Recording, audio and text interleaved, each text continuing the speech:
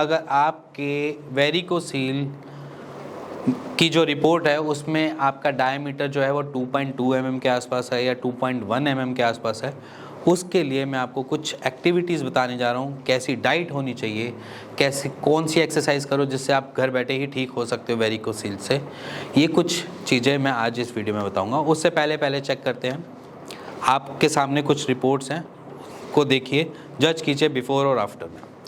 Before और after देखिए, पहले आप पहले देखिए कि पेशेंट की जो रिपोर्ट थी वेरिकोसील था आ रहा था, बट अब की जो न्यू रिपोर्ट आई है वो उसमें वेरिकोसील नहीं है डिटेक्ट। अब ये जो रिपोर्ट थी, रिपोर्ट में आपको पता चल गया कि वेरिकोसील बिना सर्जरी के भी ठीक हो सकता है, बट उसके लिए कुछ एलिमेंट लगते हैं।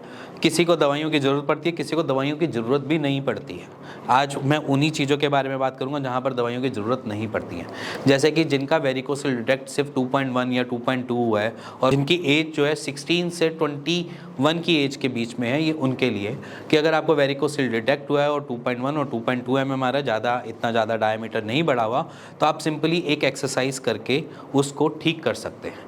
वो एक्सरसाइज है, आपने सिर्फ 90 डिग्री के एंगल पे अपने पैरों को ऊपर उठाना है, किसी वॉल का सपोर्ट लेना है और वॉल के सपोर्ट से आप उस चीज़ को ठीक कर सकते हैं। आपकी स्क्रीन पे दिख भी रहा होगा कि किस तरीके से पोस्चर होना चाहिए जब आप वेरिकोसील की एक्सरसाइज करें। सिर्फ एक ये वाली एक्सरसाइज सिर्फ एक रिलैक्सिंग एक्सरसाइज है ये आप घर बैठे 2 बारी करिए। सुबह जब हम फ्रेश होकर आते हैं, मतलब अपने मोशन वगैरह या क्लियर करके आते हैं, तब उसके बाद कीजिए, और एक रात को सोने से पहले कीजिए। साथ में सपोर्टर जरूर पहनिए, क्योंकि अभी वेरिकोसील डिटेक्ट हो गया तो सपोर्टर पहनना जरूरी है। ये 2 एक्टिविटी आपने करनी मैंडेटरी है।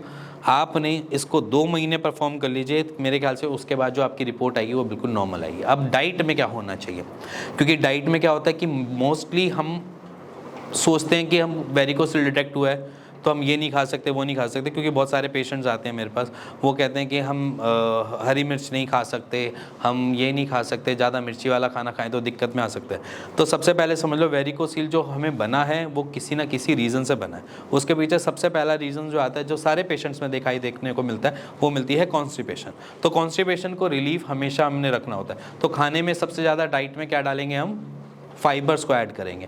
फाइबर्स जो होता है मोटे अन्न में मिलता है, जैसे दलिया हो गया, सूजी हो गई, आपकी ये सारी जितनी भी हैवी होती है, ओट्स हो गए, ये जितनी भी चीज़ें होती हैं वो आपको फाइबर रिच होती है, जिससे आपको कॉन्स्टिपेशन रिलीफ मिलता है।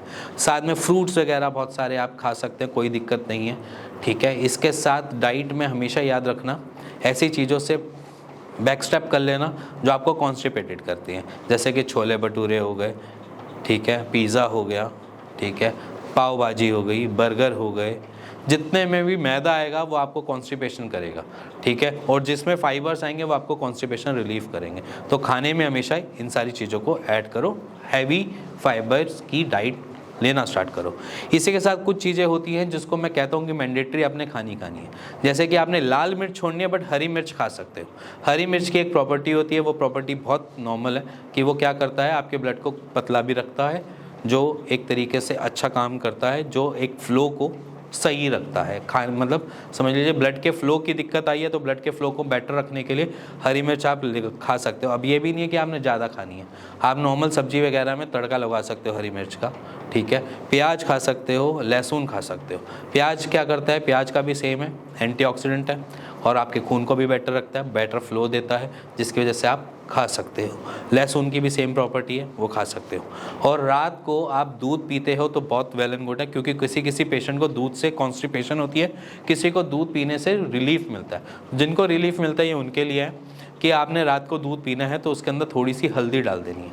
हल्दी डाल के आप वाला दूध पियेंगे तो ज़्यादा बेटर फील करेंगे और आपकी वेरिकोसील जो है वो हील होने में हेल्प करता है। इसी के साथ ये सिर्फ कुछ चीज़ें करके अपने वेरिकोसील को आप खुद से ही ठीक कर सकते हो। यहाँ पर कोई दवाइयों की ज़रूरत नहीं पड़ती है। बहुत सारे पेशेंट सिर्फ एक्सरसाइज और इसी डाइट को फॉलो करके ही हील हुए हैं। तो गाइज़, अगर आपको लगता है कि आपने ये परफॉर्म कर लिया है उसके बाद भी हील नहीं हो रहे, तो आप किसी भी अपने आसपास के डॉक्टर से कंसल्ट कर सकते हैं। और अगर आप नहीं कर पा रहे हैं तो नीचे दिए हुए नंबर पे मेरे को कॉल कर सकते हैं, मेरी टीम से बात कर सकते हैं। इसी के साथ साथ अगर आपको कुछ और जानना है, स्पर्म काउंट लो हो रहा है या आपको ईडी हो रहा है या आपको पीएमई जैसी दिक्कत हो रही है, तब भी आप नीचे दिए हुए नंबर पर मेरे को कॉल कर सकते हैं और अपने वेरिकोसील के साथ साथ कोई भी कैसी भी दिक्कत को सॉर्टेड कर सकते हैं। और अगर मेरी लाइन बिजी जा रही हो तो आप दोबारा प्लीज़ कॉल कर लीजिएगा, क्योंकि कभी कभार टेक्निकल इशू आने की वजह से कभी कभार बहुत सारे जो नंबर्स हैं वो बिजी जा रहे होते हैं, तो पेशेंट हमें कमेंट करते रहते हैं कि आपकी लाइन बहुत बिजी जाती है, आप अवेलेबल मिलते नहीं हो। तो मैं आपसे बार बार यही कहता हूँ कि अगर ऐसा हो रहा है तो आप प्लीज़ दोबारा कॉल कर लीजिएगा, मेरी टीम आपके साथ हेल्प करेगी और आपको सपोर्ट करेगी। इसी के साथ मिलेंगे नेक्स्ट वीडियो के लिए, तब तक के लिए नमस्कार।